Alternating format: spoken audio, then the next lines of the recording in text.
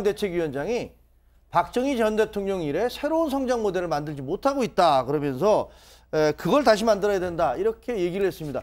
갑자기 왜 박정희 대통령 얘기를 꺼내 제기한 거죠? 지금 뭐 김병준 위원장부터 보수의 가치를 재정립을 하겠다라고 하는 게 일성이었기 때문에 보수의 가치에서 보수의 가치 가운데서 국민들에게 긍정적으로 어필할 수 있는 게 어떤 또 성장 이데올로기라고 생각을 했던 것 같습니다. 그러면서 이야기를 하고 있는 것 같은데 저기에 대해서 저는 그 토를 달고 싶은 생각은 추호도 없고요. 기다리겠습니다. 무슨 얘기냐면 김병준 위원장과 학자 출신이고 하고 이명박 정부에서 747 공약 내걸었다가 불시착했고요.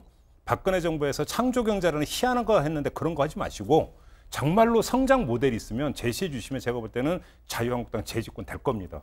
그러니까 한번 내놓아 보시면 그 내용이 뭐냐 이거죠. 그러니까 그러니까 그 내용을 한번 만들어서 내놓으시면 만약에 그래서 진짜로 우리 경제에 그 원기 돌게 하고 돈 막 돌게 한다면 가만히 있어도 자유한국당 지지율이 아마 급상승할 거거든요. 알겠습니다. 기대해 보겠습니다. 자, 그런데 어떻게 보면 김병준 위원장이 저 얘기를 한 게 지난번에 이제 노무현 전 대통령 묘소를 참배한 거에 대한 당내 반발이 막 나오니까 그거를 좀 무마하기 위해서 또 박정희 전 대통령을 언급한 게 아니냐라는 이런 얘기도 있고 그다음에 저렇게 얘기는 했지만 지금 이제 김평론가 얘기대로 그럼 내용물이 뭐냐?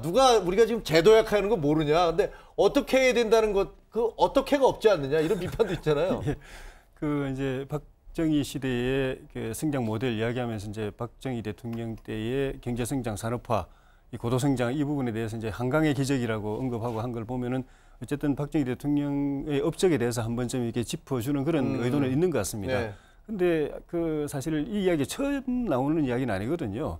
보수뿐만 아니라 진보도 그렇고 우리 고도성장기에 누렸던 그런 그 성장 모델이 이미 이제 수명을 다한 상황에서 새로운 성장 모델 나와야 된다는 이야기는 그전부터 다 나왔습니다. 좀 전에 말씀하신 그 이명박 대통령 때 747이라든가 창조경제 이런 것도 다 그 연장선상이고 지금 문재인 정부가 추진하고 있는 혁신성장도 똑같은데 문제는 이게 그 혁신성장조차도 지금 제대로 안 먹히니까 대통령이 막 역정을 낼 정도거든요.